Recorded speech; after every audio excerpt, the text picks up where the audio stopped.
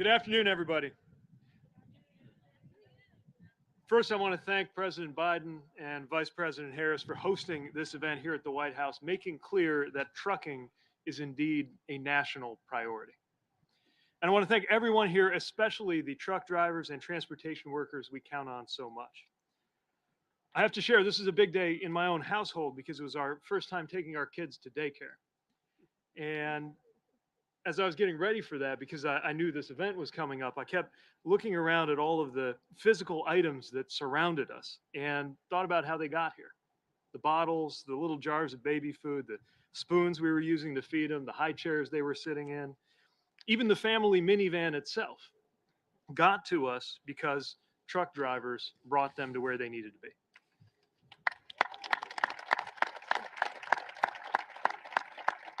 And that's true for everything that we count on: groceries, books, livestock, medicine. If you enjoyed the food you ate for breakfast, the clothes that you're wearing right now, or the device you might be using to watch this event, you can thank a truck driver for getting that to you.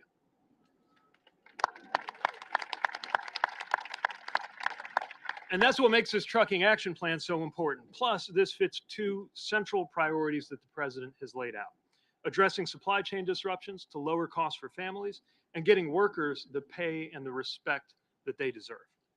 Over the last 2 years, we've all been using terms like supply chain and essential worker more than we used to.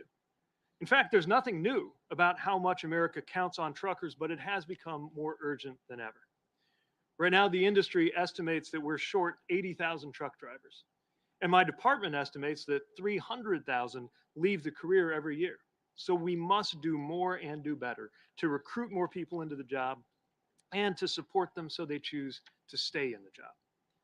And that's more than saying thank you. It is concrete, specific actions to help our trucking workforce thrive in this career, to make sure the trucking jobs are as high quality, as safe, and as well paid as they ought to be.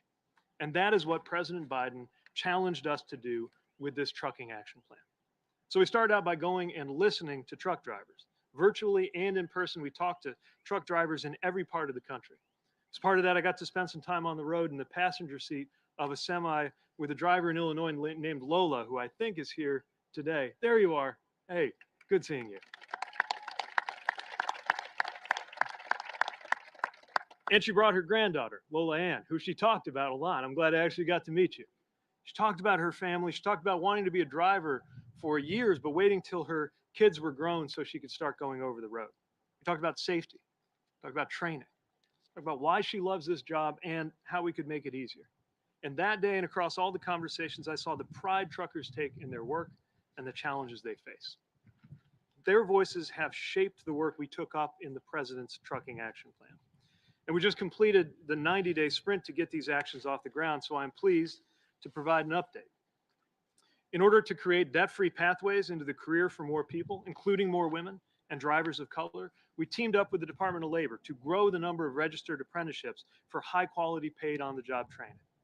We're investigating truck leasing arrangements to make sure that they're above board. We're working on truck driver pay, including those hours when drivers don't get paid even though they're very much on the job because they're waiting for somebody else. We're making it easier for veterans to join the trucking workforce, partnering with the Department of Defense. And of course, we are fixing roads and bridges across America. One trucker told me infrastructure is our workplace. And now we are enhancing that workplace thanks to unprecedented funding through the president's infrastructure law. And yes, that includes working with states to use that funding to build more safe truck parking, because we know that that is such a central issue for truckers today. These actions are going to help us recruit more drivers and, just as importantly, retain them, to help keep down shipping delays, rein in the price of goods at a time when we're fighting inflation with everything we've got. And of course, supporting these essential workers is just the right thing to do. I'm proud of all we got done in this 90-day sprint, but I promise you, to the trucking community, and I promise you, Mr. President, this is just the beginning. We're going to keep our foot on the gas to deliver for the drivers who deliver for us every single day. And you're going to hear more about that shortly.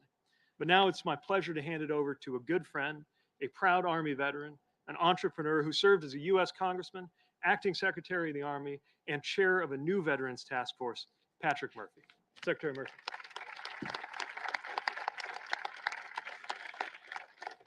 Thank you, Secretary, Mr. President, and Maria.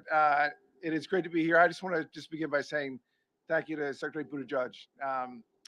For our brother and sister veterans, he is truly one of the leading voices of the 9/11 generation. So, Secretary, thank you for your leadership in that introduction.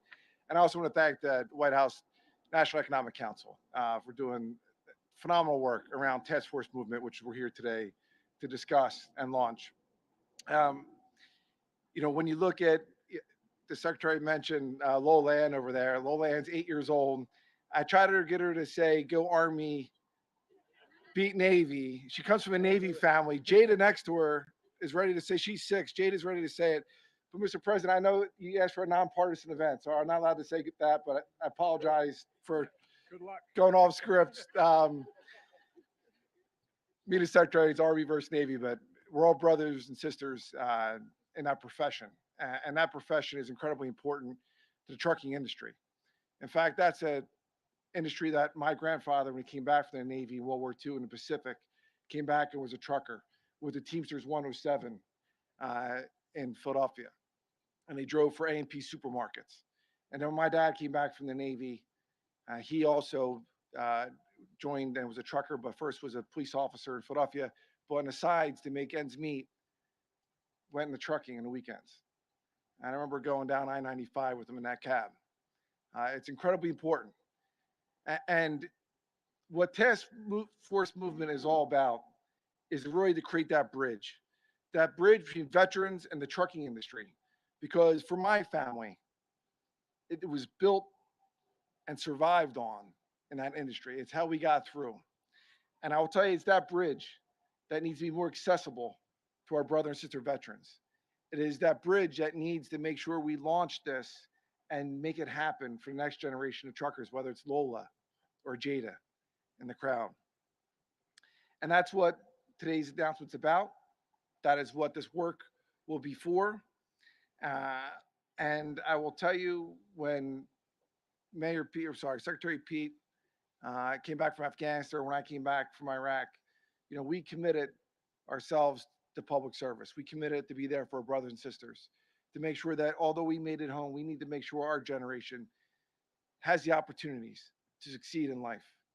And we committed ourselves to that. And that's what this task force will do. It's about opportunity. It's about the future of America. It's about making sure America gets back to work. And today is a proud moment, but today is just the beginning to continue what you've already established, not just here in the White House, not just the Department of Transportation, but all across America. The numbers will speak for themselves, but it is that burden, that sacred burden, for those of us who have been overseas, to make sure that we give back and make it better for the next generation, for the Lolas and the Jadas. It's my honor now to introduce one of the faces of American infrastructure, one of the faces that are out there in these type of cabs out there making things happen, and that's Maria Rodriguez. So please give it up to our next speaker, Maria Rodriguez. Thank you.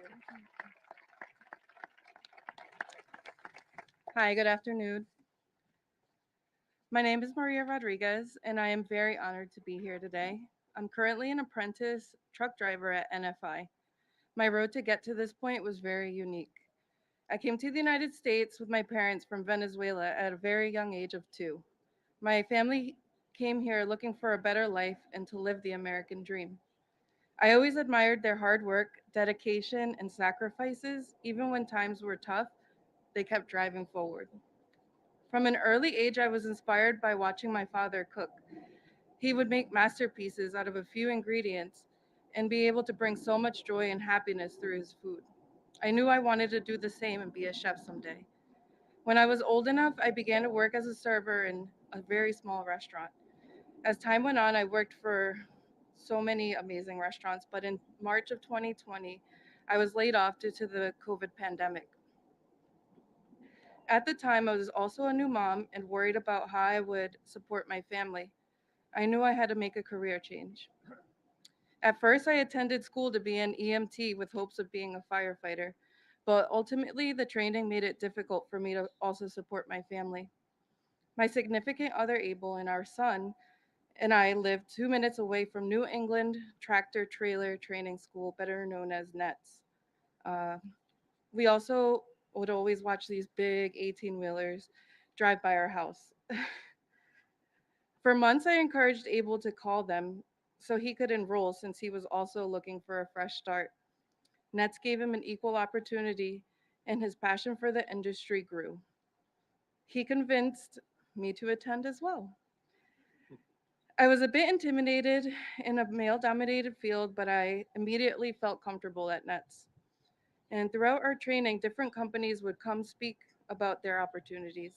NFI stuck out from day one with their core family value and local routes, where you're home every day. My family and home time are everything to me, so I knew NFI would be my top choice.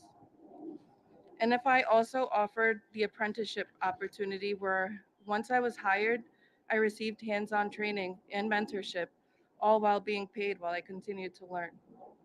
Upon graduation, I applied to NFI and worked with a local recruiter. His name is Craig, who also made the application to the apprenticeship extremely easy.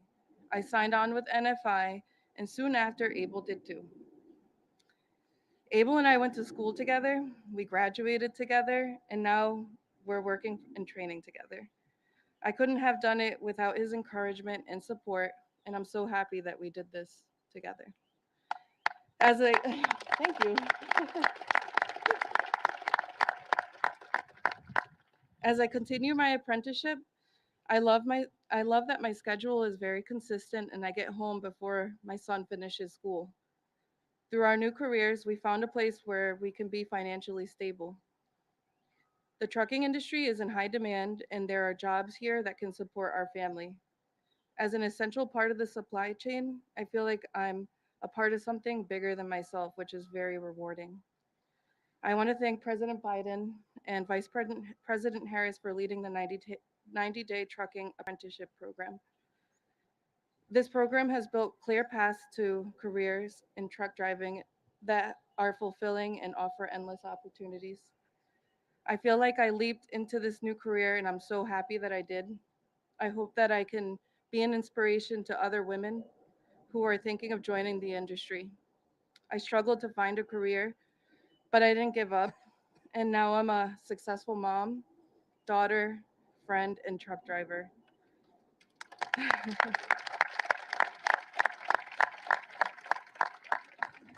Now it is my great honor to introduce a president who has done more for truckers in 3 months than other presidents have in 4 years. A man who has put workers first his entire life and at the center of this administration, President Joe Biden. Thank you. Great job. Thank you. You're awful good. Thank you. I think she can do anything she wants, don't you? Well, hello, everyone. It's an honor to welcome you to the White House out on the lawn here. I heard that helicopter going by. I was hoping the hell it wasn't going to land. Um, Maria, thanks for sharing your story. And my buddy Patrick Murphy, former Assistant Secretary of the Army, as well as former Congressman. And the boy stays in shape, man. Look at him. Trying to keep up with you, sir. I Trying to tell keep you up what, with you. man. I want to thank you for being here, man. Nobody worked harder as a congressman or acting secretary of the Army to connect veterans to opportunity, and that's what it's all been all about for you. And I want to thank another veteran who knows a thing or two about laying the foundation for good jobs and transportation sector, Secretary Buttigieg. And he says go Navy, he says go Army. I used to say go Navy, but then my son got a Bronze Star in the Army, and I decided I couldn't say it anymore. There you So go. I just say go American Forces. Anyway, I also want to recognize he couldn't be here today, but Marty Walsh, the Secretary of Labor, and he's doing an outstanding job helping to lead this effort alongside Pete, Secretary Buttigieg. And I want to welcome members of Congress who are here today as well. Tammy, how are you, Tammy? Good to see you. Tammy Baldwin, by the way. and also Congressman Pete Buttigieg. And Laura Underwood. Where's Laura? There she is, right there, right in front. Good to see you, Laura. And I want to particularly shout out to the new president of the Teamsters, Sean O'Brien. Stand up, man. I want him to see you.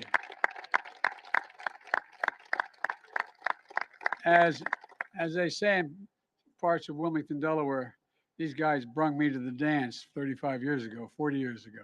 And also, I want to say a quick hi to a pal, and you've been a pal.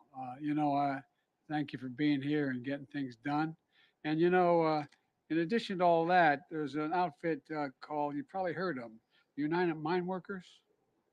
Yeah, well, they got the president here too. Mr. President, where are you? Where's he sitting? He was here. A lot of truckers, United Mine Workers. At any rate, folks, I spent a lot of time talking about the economy and the record-breaking economic comeback we're experienced because of all of you sitting out there in those chairs. Today, I want to talk with people who are making the comeback possible. People like Maria, who you just heard from, and her son Roman, who's going pretty soon, and all those truck drivers and their families are here today. I want to thank you all to keep what you're doing to keep America moving, because that's literally what you're doing, especially these last 2 years, helping carry the nation literally on your backs. You've learned on Friday the economy created 431,000 jobs in March, a record. Over the course of my presidency, the economy has now created 7.9 million jobs, more jobs in the first 14 months than any president ever, in large part because of all of you. Not a joke. Unemployment's at 3.6%, down from 6.4 when we took office, the fastest decline in unemployment at the start of any presidential term ever recorded. And after a long stretch, Americans are back to work. Americans are back to work. An economy has gone from being on the mend to being on the move. And the economy we're building a strong economy, one where hardworking Americans can live with dignity, support their families, build a better life, and a better life for their children as well. All of you here today are people our economy should be built around, because you all are the people who literally make it run. That's not hyperbole. You literally make it run. I have nothing against investment bankers. They could all retire and nothing much would change. You all quit, everything comes to a halt. Think about it. I'm not joking. Think about it. Come to a literal halt. During the pandemic, a lot of Americans have been introduced to a term you all know well, and Pete used it, supply chains. A simple term. Supply chain is a journey, the journey of a product to get to a customer's doorstep. That's what it is. And during the pandemic, those chains were interrupted. Factory closures around the world, not just the United States, around the world, caused backups and delays because of COVID. At the same time, because of the strength and speed of our recovery, Americans had more money in their pockets than they had in a long time. During the pandemic, they wanted to spend that money not on restaurants or vacations, which are now coming back as well, but on hard goods. They wanted home improvements, televisions, automobiles, things that had to be transported. The very products that slowed down by disruption of the supply chain. Demand was high. Supply was interrupted. And the recipe for higher prices and long delays. That's exactly what we saw not only here, but all around the world. So we knew we needed every tool at our disposal to address the problem. And the best way to do it was to invest in people who make the supply chain run. Trucking moves about 70% of all the goods in this country, 70%. And truck drivers are facing real challenges. The average driver waits 4.5 hours for their truck to be loaded and unloaded during an 11-hour shift, and 40% of their day. And they don't get paid for that wait time. Back in 1978, the average truck driver's pay was $34 an hour in today's dollars. Last year, it was $25 an hour, nearly a 30% decline. In this iconic American industry, it's getting harder and harder to raise a family with dignity and pride that you deserve. And it's no surprise so many drivers left their jobs. The workforce is getting older. Not that I am, but they are. I used to drive a truck. It's a long story. Anyway, it's getting hard. And I thought I was going to get to drive one of these suckers today. But anyway, it's another story, too. But look, it's getting harder and harder to recruit new drivers, particularly women and people of color, to an industry that this nation and our economy desperately needs at full strength. The good news is that since I took office, we've begun to turn things around. In fact, in 2021 was the best year for trucking employment since 1994. There are now 35,000 more trucking jobs than there were before the pandemic. But we all know we need to move faster, getting more people working in this industry in jobs they can rely on and raise a family on. That's why last December, we brought together industry and labor to tackle the problem facing drivers. And we listened. And when we heard that there were long wait times in many states for people to get their commercial driver's license, their CDLs, we took action. We provided technical assistance as well as $57 million in federal funds to help states issue these CDLs faster. And I'm proud to report, because of Pete and others, so far in 2022, we're issuing CDLs at double the rate of last year, 120,000 in January and February alone. We also know that the key ingredient to getting and keeping more drivers was increasing training programs like the registered apprenticeships approved by the Department of Labor. Programs that allow aspiring drivers to earn while they learn, while making this essential job more attractive for potential drivers, regardless of age, background, and gender. The program has proven to be improved safety and better working conditions and better pay and benefits. Typically, it takes about 8 months to create a registered apprenticeship program. But because of Pete and others in the Department of Labor, we're able to cut the red tape, and now it takes as little as 2 days. As a result, in the last 90 days, 100 major employers have launched new registered apprenticeship programs. UPS, Domino's, Pepsi's, Albertsons, and more, along with the trade associations like the American Trucking Association, the National Minority Trucking Association, the Food Industry Association, and others. What that all adds up to is a strong foundation for the work ahead, a pipeline of hardworking men and women from all backgrounds, highly trained and highly motivated to get behind the wheel, including a whole lot of veterans, thanks to the Veterans Trucking Initiative known as Task Force Movement by Patrick Murphy, led by Patrick Murphy. And by the way, I'd say parenthetically, if you can handle a tank, if you can handle an armored personnel carrier, you sure in hell can handle one of these suckers. And an awful lot of well-known people also. The idea, I remember, I'm going to digress for 1 second. I got a commercial license because my dad used to run an automobile agency. And I used to have to go up to the body shop up in Philadelphia from Wilmington. And when they'd order a trailer or a cab, they'd sell the cab. And so I had to have a license to be able to drive it up and back. And so during the trucker strike years later, when I was a young senator, there was a guy who ran steel from Deemer Steel out to Ohio. And so I decided to ride out with him, see what it was like in the strike. And I was driving, going through Shiloh, Ohio. And his handle was Big Ten. And remember, everybody, all the truck stops were being blockaded at the time and during the strike. And he called and he said, Big Ten wanting to come in. I forget exactly how he said it. And the only woman truck driver I ever knew I met that day, she said, this is Big Mama, no room. Swear to God, true story. Swear to God. He said, I've got a United States Senator driving my truck. She said, I got the damn president in mind, so what? I'll never forget that. I was a very powerful guy. Anyway, that was the first woman trucker I met. But look, the labor and transportation departments are working closely with industry to tackle issues facing women in trucking, recruit and retrain more women drivers, so we can draw more Americans to work with increased wages, reduced wait times, and improved safety, and so much more. Folks, there's a heck of a lot more we have to do, a lot more we have to do. Secretary Buttigieg has laid out some of the steps we're taking to make these jobs more attractive for more Americans. And it's all centered around listening to you, the drivers. Look, You've got to keep it. We've got to keep it going. We're building a better economy around American manufacturing and American supply chains. And thanks to the infrastructure law, and it wasn't my law, it was a bipartisan, one of the few great bipartisan things we've done this year. We're making the largest investment in American roads and bridges since literally the creation of the interstate highway system. And that means a bright future for American trucking. This country will be counting on you more than it ever has.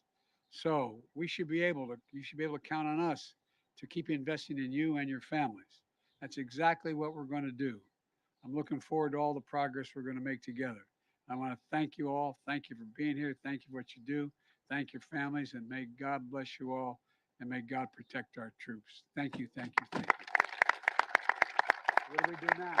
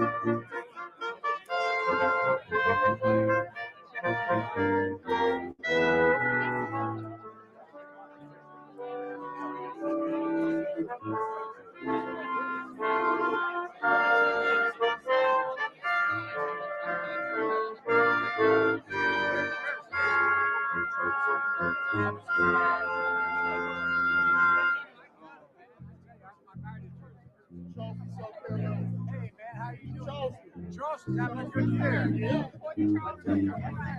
I was just for the woman, Virginia class 7, USS Delaware. I tell you, you guys have been home there. The guy and Prince Howard. You guys are not lying.